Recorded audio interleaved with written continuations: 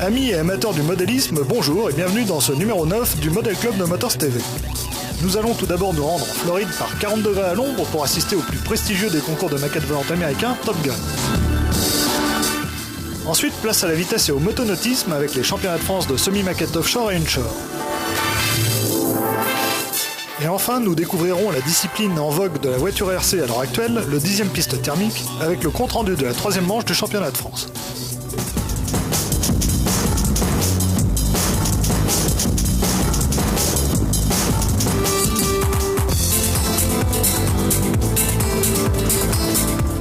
C'est donc sur le magnifique plan d'eau du parc naturel loisirs de Wingles, Douvray et Billy-Berdeau dans le Pas-de-Calais que s'est déroulé à la Pentecôte le championnat de France 2002 de motonautisme semi-maquette organisé par le club modélisme naval Flandre-Artois présidé par Régis Pirat.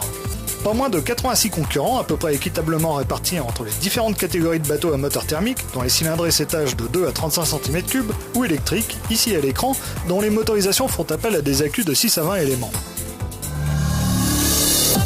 Et dans le cadre de ce reportage, nous nous sommes intéressés de plus près aux deux disciplines les plus spectaculaires de ce championnat, à commencer par la catégorie offshore essence, réservée comme son nom l'indique, aux bateaux équipés de moteurs qui n'utilisent pas le carburant traditionnel du modélisme, à savoir le méthanol. Donc ce bateau, c'est un bateau qui court dans la catégorie essence. Il est muni d'un moteur essence de 22 cm3 et demi, Zenoa. Donc c'est un moteur essence à allumage électronique. Ça marche avec de l'essence qu'on trouve dans le commerce avec une huile de synthèse. Il y a 2 réservoirs pour assurer l'autonomie. Et à l'arrière, la boîte radio, qui est normalement le plus étanche possible, afin de justement de sécuriser également la course et puis je dirais nous-mêmes et peut-être aussi le public, parce que s'il y a une panne radio, ça peut être relativement dangereux, s'il y a une sortie sur la berge par exemple. Voilà, donc le poids est approximativement de 8 kg, 8,5 kg. C'est une coque qui fait 1,08 m. C'est une coque d'origine pirate, une coque aéromarine. Au départ, cette coque, on peut la faire fonctionner avec un 15 cm3. Donc moi, vu que j'ai mis un moteur plus haut, j'ai modifié le capot, j'ai moulé un capot. C'est une transmission semi-immergée, ce qui veut dire que l'hélice est derrière la coque et elle tourne théoriquement, il y a une pale sous l'eau, une pale dans l'air. Sinon, il y a le gouvernail est à l'arrière, décalé pour favoriser certains virages.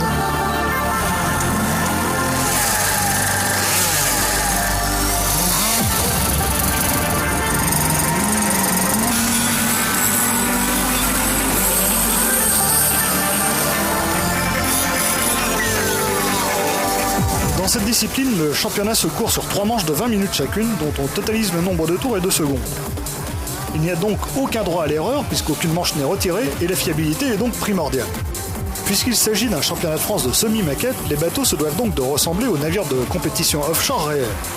Coque en V ou catamaran, cela importe peu, mais en revanche, les motorisations et les échappements doivent être entièrement carénés. Un pilote, un tableau de bord et un pare-brise sont également obligatoires sous peine de disqualification. Techniquement, 2 écoles s'affrontent. D'une part, les partisans des gros bateaux équipés de moteurs matés à la limite des 35 cm3 de cylindrée autorisée. Longs d'environ 1,40 m, ils sont rapides mais relativement peu manœuvrants. Et d'autre part, les tenants des petits bateaux légers équipés de Zenoa 22,5 cm3 préparés ou non, plus courts, ils comblent leur faible handicap de vitesse de pointe par une meilleure maniabilité et donc des passages au plus près des bouées. Le vainqueur de ce championnat 2002 sera Guy Cadet sur la coque Apache numéro 6, équipé d'un maté d'origine, suivi par le champion de France 2001, Jean-Claude Wunsch, sur un très beau Scarab.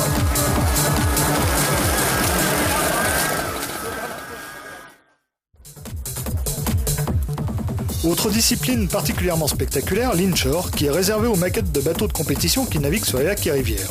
Autrement dit, c'est ce que l'on appelle en motonautisme grandeur les F1 ou F3000, et vous allez le voir, les maquettes au quart sont tout aussi impressionnantes. Mais contrairement à leurs homologues grandeur, ce ne sont que très rarement des hors-bord. Le moteur est en effet sur nos modèles, principalement pour des raisons de centrage, bien mieux installé au milieu de la coque. Bon, c'est un bateau qui fait 1,40 m hors tout, dans la longueur. Dans la largeur, il fait 50 cm. Alors, c'est équipé d'un moteur CMB de 15 cm3 qui développe environ 6 chevaux et demi à 25 000 tours minute. Ça fonctionne au méthanol, avec 12% et demi d'huile. L'hélice à l'arrière, c'est une hélice en carbone d'un diamètre de 63 et c'est des bateaux qui vont très très vite, qui avoisinent environ des vitesses de 80-90 km/h. Autrement, c'est commandé avec une radio 3 voies, la direction des gaz et puis la commande de richesse du moteur. Quand on sent qu'il s'appauvrit ou qu'il s'enrichit un petit peu, on peut corriger de la radio.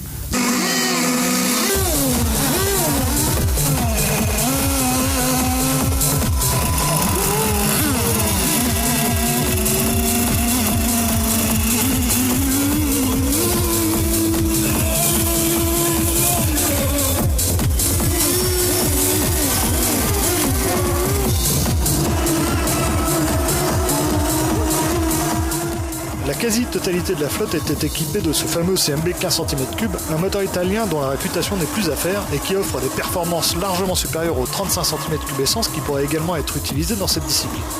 Étant donné que la majorité des concurrents utilisent d'autre part des coques très semblables, cela nous donne des bateaux qui ont des écarts de performance minimes et c'est ce qui fait tout l'intérêt de ces courses.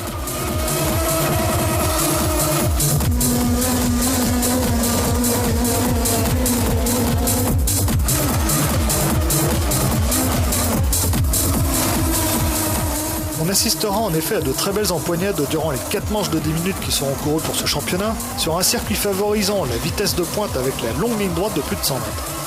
Ce n'est d'ailleurs qu'à l'issue de la dernière manche que le vainqueur sera connu, en l'occurrence Jean-Michel Gru sur le numéro 8, suivi à 8 tours sur un total de 98 par le numéro 3 de Vincent Prévost, le concepteur de ce magnifique coque.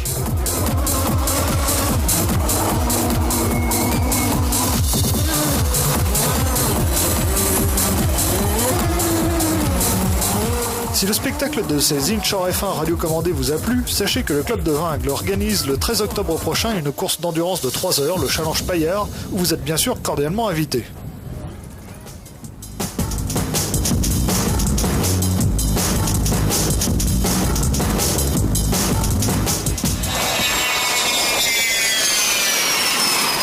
Hi, it's Frank Tiano. Bonjour, je suis Frank Tiano et je suis heureux de vous accueillir personnellement à Top Gun 2002, sur l'aérodrome de Linder, à Lakeland, au centre de la Floride. Nous avons à peu près 80 concurrents engagés, dont 15 hélicoptères environ. Nous avons plusieurs avions multimoteurs et nous avons aussi pas mal de jets cette année. L'un dans l'autre, nous avons 16 pilotes par ligne de vol et 4 lignes de vol simultanées pour les avions, ce qui représente 64 avions qui vont voler 4 fois, soit au total presque 300 vols en 2 jours. Impossible bien sûr de vous présenter tous ces modèles dans ce numéro de Model Club. Aussi avons-nous décidé de vous présenter en premier quelques avions civils, quitte à revenir plus longuement dans la prochaine émission sur les jets et les Warbirds.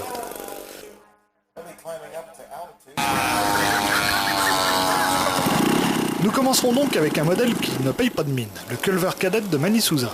Mais sachez que cet ancien pilote de l'US Navy a restauré l'avion grandeur avant d'en faire une maquette, ce qui n'est pas banal.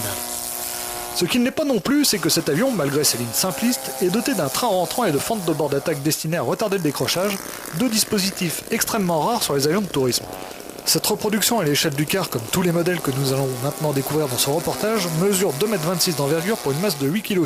Sa motorisation étant confiée à un OS bicylindre 4 temps de 28 cm3 au bruit particulièrement sympathique.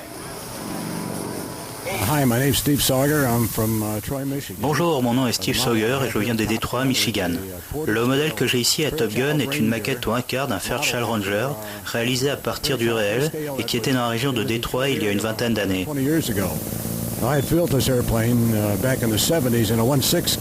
J'ai déjà réalisé ce modèle dans les années 70 ou 1/6 et j'ai ensuite décidé de l'agrandir au quart. C'est celui-ci que vous voyez. Le modèle est motorisé par un Moki 180 et j'utilise une radio Airtronics. La construction, bien entendu, est elle personnelle et classiquement à base de balsa et de contreplaqué. L'entoilage est réalisé en coral SIG peint avec une laque SIG également. Et tous les détails viennent de moulage et tous les moules ont été faits dans mon sous-sol.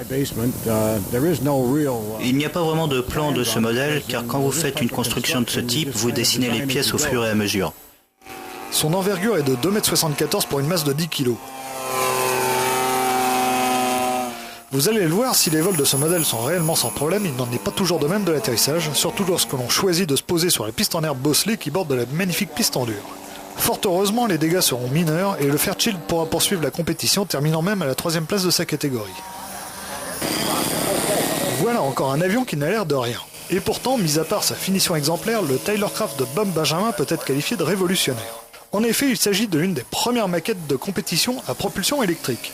Le moteur est un Astro 90 brushless réducté de fabrication américaine, alimenté ici par un pack de 36 éléments NiMH de 3000 mAh. Malgré cela, la masse de ce joli modèle reste très raisonnable à 9,5 kg pour une envergure de 2,74 m. C'est un vrai petit tour de force, il faut le dire.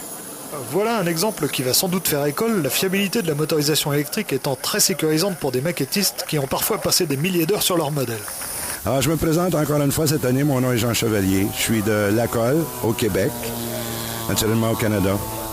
Pour la dernière année, troisième année et la dernière, je vole encore mon Piper Tri-Pacer PA22 160, qui est la réplique exacte du vrai novembre 8499 Delta, qui est la registration américaine, qui fut basée ici durant 34 années.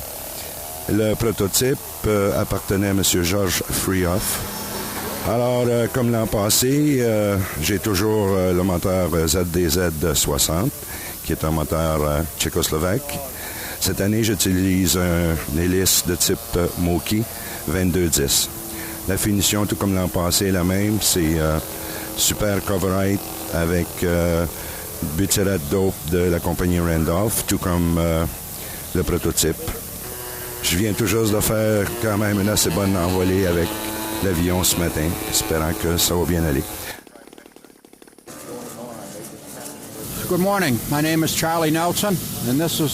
Bonjour, mon nom est Charlie Nelson et ceci est ma maquette d'un biplan Waco WKS-7. J'ai photographié cet avion pour la première fois en 1991 à une concentration de Waco à Malvern en Ohio. L'avion est resté dans un hangar depuis car son propriétaire a eu quelques ennuis avec le gouvernement américain. C'est une sorte de... enfin, il tient un bar-hôtel d'après ce que je sais. L'envergure du modèle est de 2,36 m et il pèse 13,7 kg. Il est motorisé par un moteur en étoile 7 cylindres Seidel qui entraîne une hélice Singer 2210. Je trouve que ce moteur est extrêmement fiable et en fait j'en possède deux et le pilotage de cet avion est un pur plaisir. À tel point d'ailleurs que Charlie se permet des acrobaties hors concours que le grandeur n'aurait certainement pas beaucoup apprécié.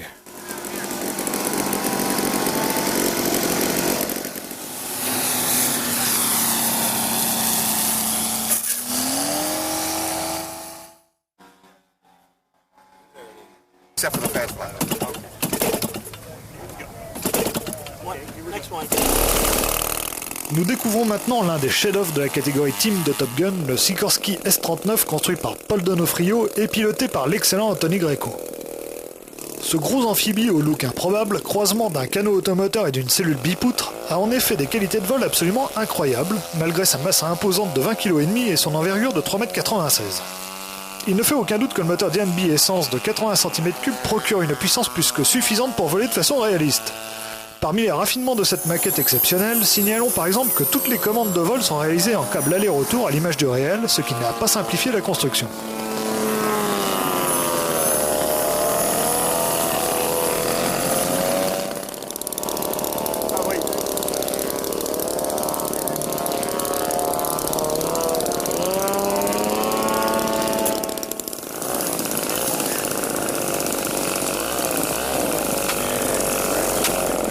Nous en resterons donc là pour cette première partie de notre reportage sur Top Gun 2002.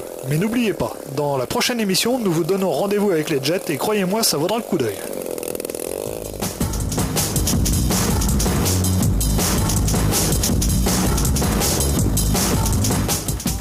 C'est durant le week-end de l'Ascension que s'est déroulé sur le circuit Calberson de Fétia de Limousin Mini Racing Club la troisième manche des championnats de France piste 1/8 classique et 1/10 voie étroite et voie large. Nous laisserons de côté pour cette fois la plus grande échelle à laquelle nous consacrerons un prochain reportage pour nous concentrer sur les deux catégories de l'échelle 1/10 la plus populaire actuellement dans le monde des voitures radiocommandées. La météo plus qu'incertaine de ce week-end a rendu la piste au tracé superbement technique, parfois assez comparable à une patinoire après les averses. Cependant, ce n'était pas moins de 69 pilotes qui avaient fait le déplacement, à savoir 29 en voie étroite et 40 en 235 mm, donc 23 en catégorie promotion. Des appellations barbares et un peu énigmatiques qui méritent bien quelques explications, alors faisons un tour par les stands et laissons le micro à un spécialiste pour mieux comprendre tout cela. Donc les voitures au 1/10 sont maintenant scindées en deux catégories. Initialement, les voitures au 10e étaient des voitures qui étaient prévues pour être économiques, c'est-à-dire des voitures plus accessibles, des voitures qui réclament un budget moins élevé. Et donc, avec une échelle plus petite, on avait la possibilité d'avoir des moteurs plus petits, moins de puissance, moins de poids, moins d'usure, et s'adresser à une clientèle, à des pilotes plus jeunes, on va dire. Au niveau de ces voitures-là, donc les deux grands principes, en fait, c'est donc le moteur qui est un moteur à 2,5 cm3 qui est très limité, c'est-à-dire qu'il y a un diamètre de carburateur qui est limité à 6 mm, une hauteur de la lumière d'échappement qui est aussi limitée à une valeur de 4,5 mm. Et ça, c'est vraiment très limitatif, ça limite globalement les performances du moteur, ça fixe une limite de la puissance maximum et ça a permis que tous les moteurs aient une puissance vraiment très équivalente et ça a donné à tout le monde la chance de pouvoir participer avec un moteur de puissance équivalente. C'est ce qui a fait le succès de l'échelle. Ensuite, les voitures reprennent le schéma des voitures de haute compétition qui sont les 8e, qui sont la Formule 1 des voitures, c'est-à-dire 4 suspensions indépendantes avec des amortisseurs hydrauliques et un différentiel réglable puisque ce sont des voitures à 2 roues motrices, uniquement 2 roues motrices, un différentiel ici qui est réglable en dureté. L'autre particularité de ces voitures, ce sont les boîtes de vitesse, donc boîte de vitesse à 2 rapports automatiques. C'est un système très simple. Lorsque la voiture atteint une certaine vitesse, que l'arbre atteint un certain régime, un embrayage colle dans la seconde vitesse et débraye la première automatiquement. Il y a un réglage, un système de ressort et le réglage se fait de manière très fiable.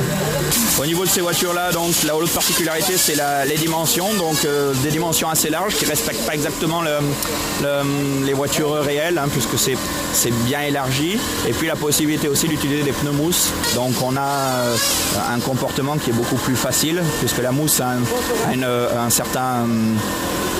apporte une certaine souplesse, une très grande adhérence et on joue en fait sur la dureté des pneus pour modifier aussi le comportement de la voiture.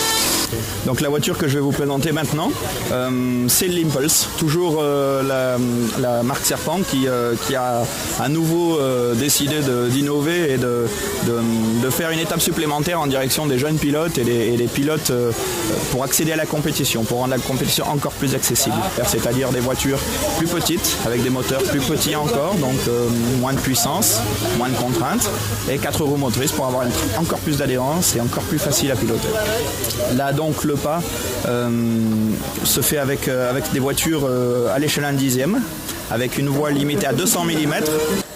Le même système que sur le 235 mm, la transmission est quasiment identique, boîte de vitesse, embrayage réglable, différentiel.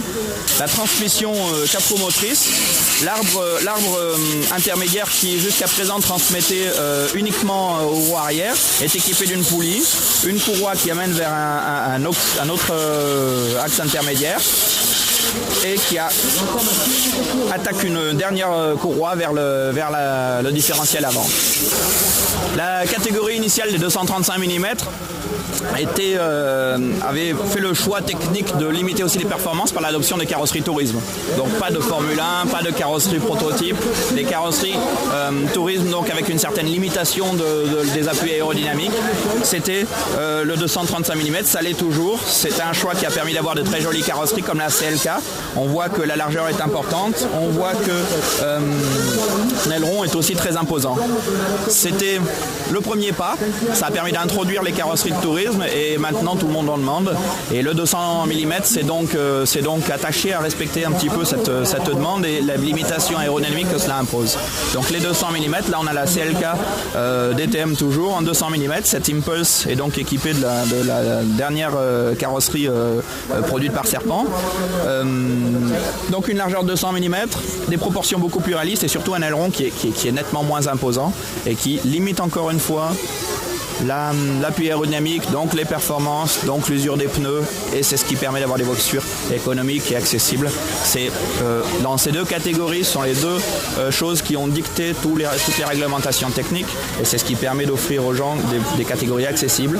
Un premier pas en sortant les 200 mm, en sortant de produits qui sont à la limite du jouet et du modélisme, un premier pas vers le modélisme, ensuite un premier pas vers la compétition, et ensuite des échelons qui peuvent se gravir et chacun trouve la compétition à son niveau, la compétition à son budget, la compétition à son plaisir. Et en parlant de plaisir, justement, le pilotage d'un modèle réduit n'est pas spécifiquement réservé aux hommes comme on a trop tendance à vouloir nous le faire croire, n'est-ce pas, mademoiselle? Je m'appelle Sandrine Bellemin, je suis du Câble de Castres dans le Tarn. Je roule sur une voiture Colt et je débute, ça fait 2 ans que je pilote. Avant en fait j'étais mécanicien, je mécanise mon ami Olivier Bretin qui participe à des championnats internationaux et en fait j'ai commencé la voiture comme ça. J'aime bien la compétition et puis pouvoir me battre avec les autres, quoi. Voilà.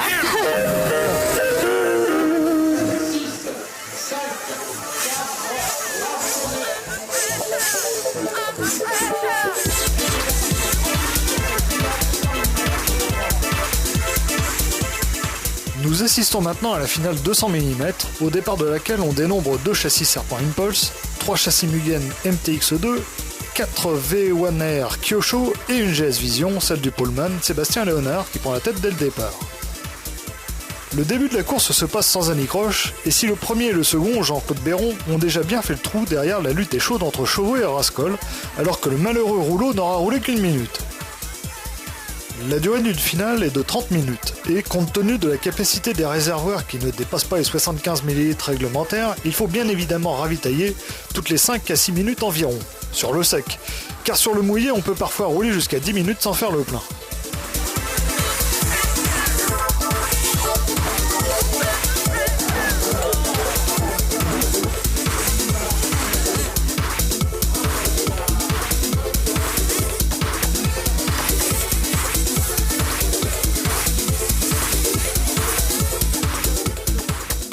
Et d'ailleurs, si le début de la course se fait sur une piste sèche, la pluie ne va pas tarder à venir perturber la course, bien que les 200 mm avec leur transmission 4x4 soient moins handicapés que les 235 mm dans ces conditions pluvieuses.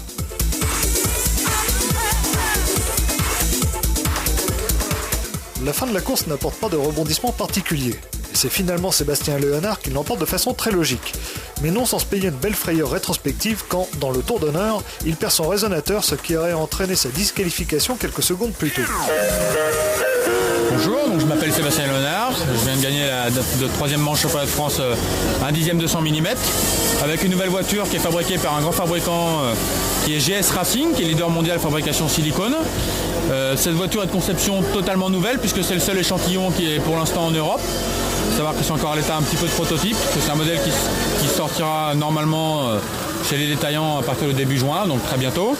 Ce modèle n'a rien vraiment de révolutionnaire, par contre tous les petits détails ont été soignés, aussi bien l'implantation radio, toutes les masses, centre de gravité est vraiment rabaissé au maximum, le moteur est vraiment à l'intérieur du châssis. Toute la transmission est très petite, toujours pour la répartition des masses, et pour aussi avoir moins d'énergie dans les transmissions, ce qui fait qu'il provoque la voiture, permet à la voiture d'avoir beaucoup plus de directivité, de vivacité. Très bien équipé d'origine, c'est vraiment un modèle qui va faire du bruit.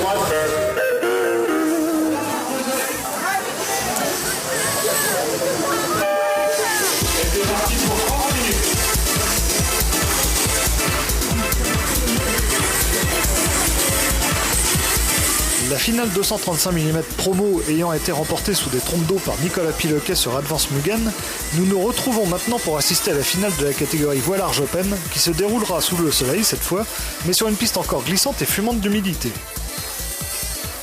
Dans ces conditions, le choix de pneus était capital, et François Sanchez, 3ème sur la grille de départ, fait le bon choix en chaussant sa voiture de pneus caoutchouc Aqua dès le départ, ce qui lui permet de se porter rapidement en tête, alors que les autres pilotes, qui avaient parié sur un assèchement rapide, devront attendre les ravitaillements pour changer de gomme.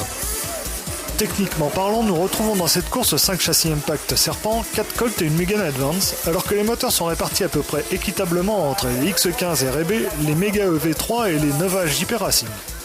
Mais il est un peu vrai que dans cette discipline, les châssis et les pneus ont plus d'importance que les moteurs, très bridés en puissance comme Bernard Durand vous l'a expliqué. Quant aux carrosseries, dans cette finale, à une BMW près, ce sont pratiquement toutes des Volvo S40 ou des Honda Accord, particulièrement prisées pour leurs qualités aérodynamiques, tout du moins à cette échelle.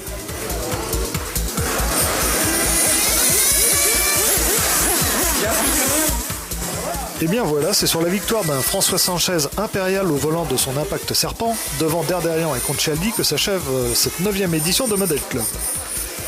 Ne loupez pas notre prochain rendez-vous, où nous doublerons carrément d'échelle avec entre autres le reportage du championnat d'Europe 1/5e piste 2002. D'ici là, n'hésitez pas à nous donner vos réactions sur le site web de la chaîne, motorstv.com. A très bientôt donc, et vive le modélisme, le seul sport mécanique des jeunes de 7 à 77 ans.